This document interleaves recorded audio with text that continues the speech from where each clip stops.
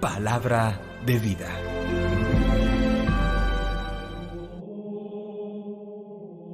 De la profecía de Ezequiel, capítulo 34, versículos 11 al 12, 15 al 17. Esto dice el Señor Dios: Yo mismo buscaré mi rebaño y lo cuidaré. Como cuida un pastor de su grey dispersa, así cuidaré yo de mi rebaño y lo libraré, sacándolo de los lugares por donde se había dispersado un día de oscuros nubarrones. Yo mismo apacentaré mis ovejas y las haré reposar, oráculo del Señor Dios. Buscaré la oveja perdida, recogeré a la descarriada, vendaré a las heridas, fortaleceré a la enferma, pero a la que está fuerte y robusta la guardaré, la apacentaré con justicia. En cuanto a ustedes, mi rebaño, esto dice el Señor Dios: Yo voy a juzgar entre oveja y oveja, entre carnero y macho cabrío. Palabra de Dios. Te alabamos, Señor. Salmo 23. El Señor es mi pastor, nada me falta. El Señor es mi pastor, nada me falta. En verdes praderas me hace recostar. El Señor es mi pastor, nada me falta. Me conduce hacia fuentes tranquilas y repara mis fuerzas. Me guía por el sendero justo, por el honor de su nombre. El Señor es mi pastor, nada me falta. Preparas una mesa ante mí, enfrente de mis enemigos. Me unges la cabeza con perfume y mi copa rebosa. El Señor es mi pastor, nada me falta. Tu bondad y tu misericordia me acompañan todos los días de mi vida, y habitaré en la casa del Señor por años sin término. El Señor es mi pastor, nada me falta. De la primera carta del apóstol San Pablo a los Corintios, capítulo 15, versículos 20 al 26 y 28. Hermanos, Cristo ha resucitado de entre los muertos y es primicia de los que han muerto. Si por un hombre vino la muerte, por un hombre vino la resurrección. Pues lo mismo que en Adán mueren todos, así en Cristo todos serán vivificados. Pero cada uno en su puesto. Primero Cristo como primicia, después todos los que son de Cristo en su venida.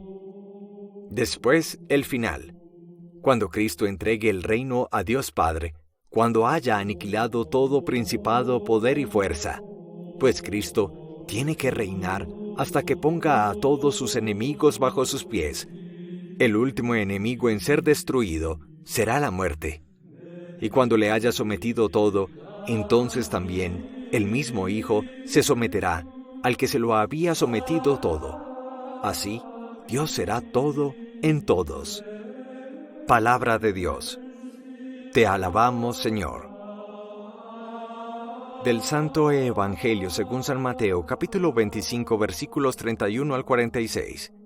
En aquel tiempo dijo Jesús a sus discípulos: Cuando venga en su gloria el Hijo del Hombre y todos los ángeles con él, se sentará en el trono de su gloria, y serán reunidas ante él todas las naciones.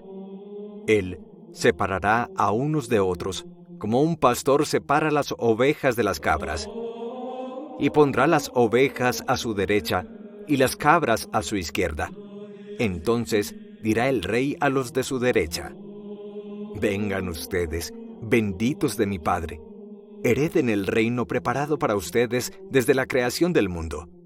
Porque tuve hambre y me dieron de comer, tuve sed y me dieron de beber, fui forastero y me hospedaron, estuve desnudo y me vistieron, enfermo y me visitaron, en la cárcel y vinieron a verme. Entonces los justos le contestarán: Señor, ¿cuándo te vimos con hambre y te alimentamos, o con sed y te dimos de beber? ¿Cuándo te vimos forastero y te hospedamos, o desnudo y te vestimos? ¿Cuándo te vimos enfermo o en la cárcel y fuimos a verte? Y el Rey les dirá: En verdad les digo, que cada vez que lo hicieron con uno de estos mis hermanos más pequeños, conmigo lo hicieron. Entonces dirá a los de su izquierda: Apártense de mí, malditos. Vayan al fuego eterno preparado para el diablo y sus ángeles. Porque tuve hambre, y no me dieron de comer. Tuve sed, y no me dieron de beber. Fui forastero, y no me hospedaron. Estuve desnudo, y no me vistieron. Enfermo y en la cárcel, y no me visitaron.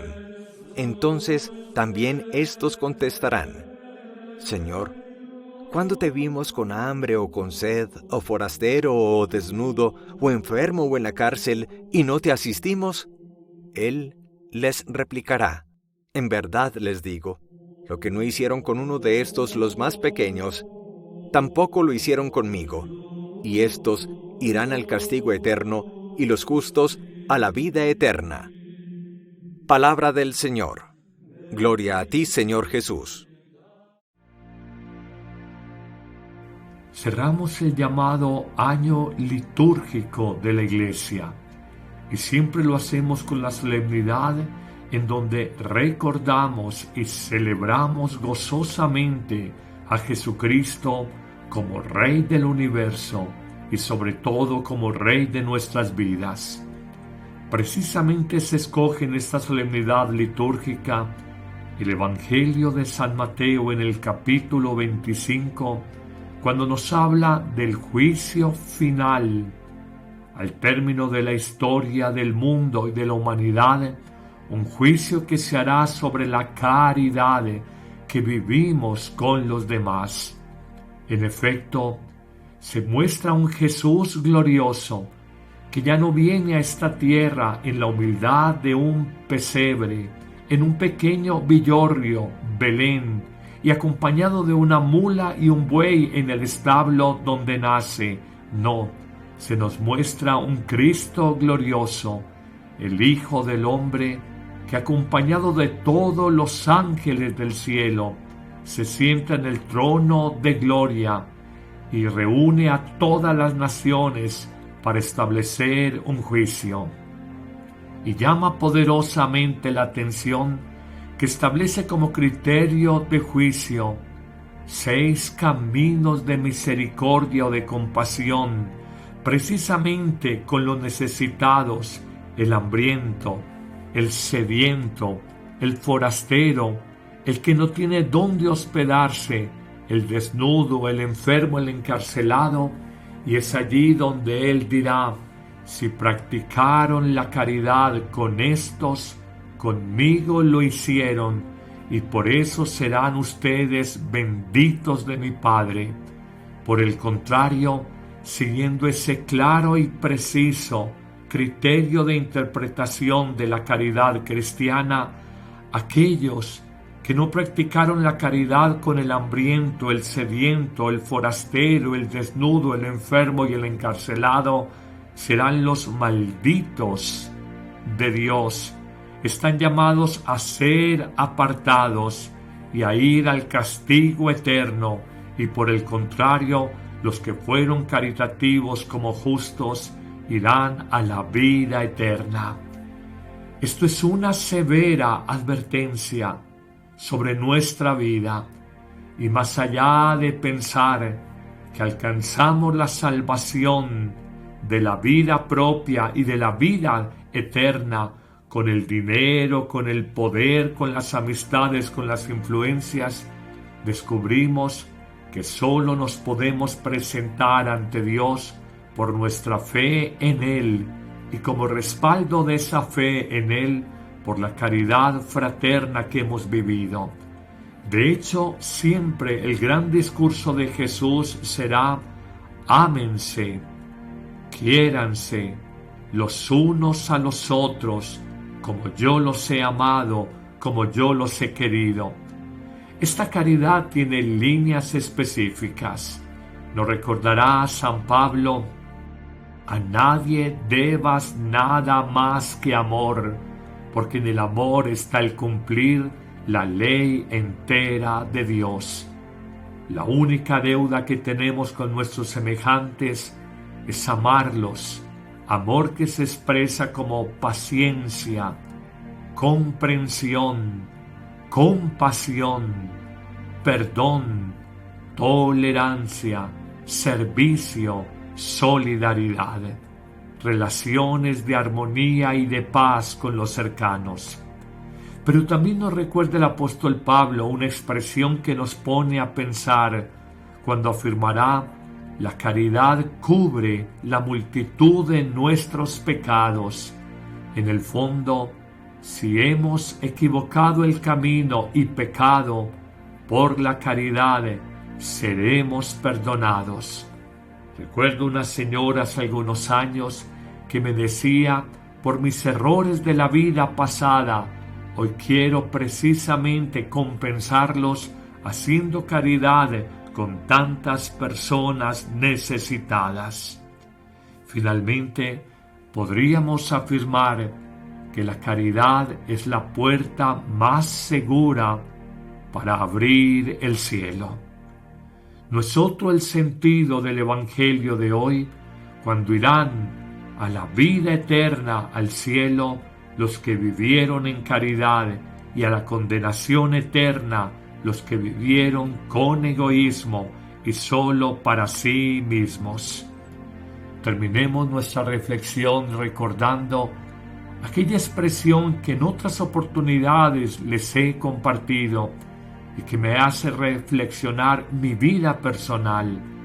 Estoy convencido que el último día de nuestra existencia, unas horas antes de morir o quizás minutos previos al momento puntual de la muerte, pasará la película de nuestra vida frente a nosotros y nos daremos cuenta que solo llevamos ante Dios el amor, la caridad, la solidaridad, la donación de nuestra vida y de nuestros bienes que ejercitamos, practicamos con los demás, y por el contrario, no seremos dueños ante Dios de aquellos espacios de tiempo donde vivimos con egoísmo y comodidad para nosotros, donde atesoramos bienes, olvidando que los bienes tienen una hipoteca social y son para quienes los necesitan. Señor, dame la sabiduría de utilizar bien mi tiempo, de saber administrar bien mi vida, de distribuir bien mis bienes materiales. Señor, algún día será el juicio particular sobre mi vida, el día de mi muerte, y quiero presentarme ante ti con la frente en alto, con el corazón sereno y con las manos llenas de buenas obras, porque leyendo el Evangelio de hoy entendí que la vida es grande cuando ayudamos a los demás. Que el Señor te bendiga en este día, en el nombre del Padre, y del Hijo, y del Espíritu Santo. Amén. 8 motivos para vivir. En noviembre, cuando oramos por todos nuestros difuntos, valoremos y amemos la existencia. La vida es el gran regalo que Dios nos da. La manera de vivirla es el gran regalo que le damos a Dios. En esta nueva temporada de noviembre, descubre 8 grandes razones por las que vale la pena vivir. Acompáñanos, ahora todos los martes y jueves, 9 a.m. en vivo, por nuestros canales YouTube y Facebook Padre Carlos Yepes.